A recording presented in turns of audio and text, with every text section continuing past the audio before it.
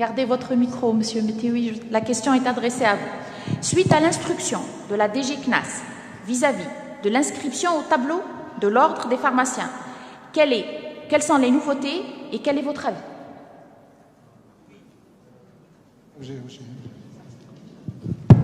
Oui, donc voilà, j'ai eu l'occasion de me réunir avec monsieur le ministre de la CNAS et de la Sécurité sociale ce jeudi passé.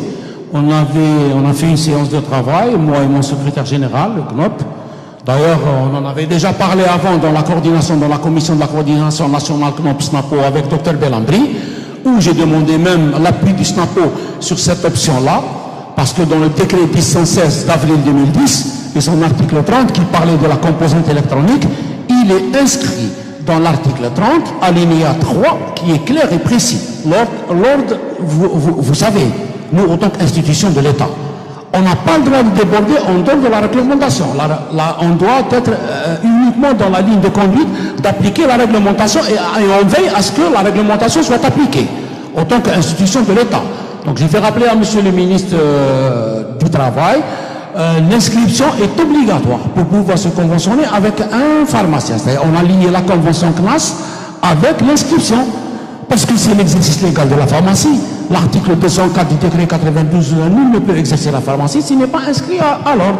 Les militaires, la convention avec les militaires exige chaque année, en cas de renouvellement de dossier, l'attestation d'inscription à l'ordre. Donc on doit l'exiger au niveau de toutes les institutions, la CNAS militaire et tout. J'en sais qu'il y a des problématiques pour certains pharmaciens et tout, mais on va leur trouver des solutions.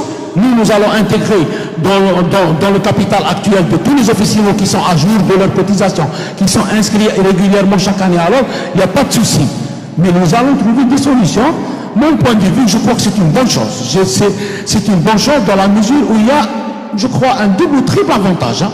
L'avantage de la concurrence déloyale, parce que dans l'avenir, si cette inscription, elle rentre en vigueur, elle est entrée en vigueur à partir du 6 mars. Quelqu'un qui veut jouer un petit peu le super pharmacien par rapport à ses confrères, le détournement de la clientèle, la concurrence déloyale. L'ordre, il est là pour le traduire en commission de discipline. Nous sommes dotés du pouvoir disciplinaire, dont les décisions sont exécutoires par les pouvoirs publics. Et l'ordre est prêt à omettre provisoirement du tableau ce pharmacien qui aime intégrer l'espace de la concurrence déloyale. L'omission du tableau pendant 3 mois, ça veut dire ça implique automatiquement suspension de la convention pendant 3 mois. Ça, c'est le premier point avantageux. Le deuxième point avantageux de l'acquisition, parce que c'est un acquis. C'est un acquis qui est salutaire. Je vous le dis, hein, pour la profession, ça protège la profession. C'est les installations préalables sans consultation du SNAPO et du CNOP. Maintenant, toutes les installations vont être bien encadrées. On ne peut pas installer, parce que aucun pharmacien ne peut s'aventurer à aller s'installer avec un agrément délivré au préalable par la direction de la santé sans concertation avec l'ordre de le SNAPO et s'aventurer pour ne pas avoir la convention CNAS, pour ne pas accéder à la convention CNAS. Donc tout ça, vous voyez, peut-être que certains pharmaciens ne le voient pas d'un bon oeil, mais je vous garantis que ça renforce un petit peu l'exercice de la pharmacie qui est réglementé. Et ça renforce aussi et ça protège les pharmacies qui pendant des années et des années qu'elles marquent par d'autres pharmaciens. Voilà.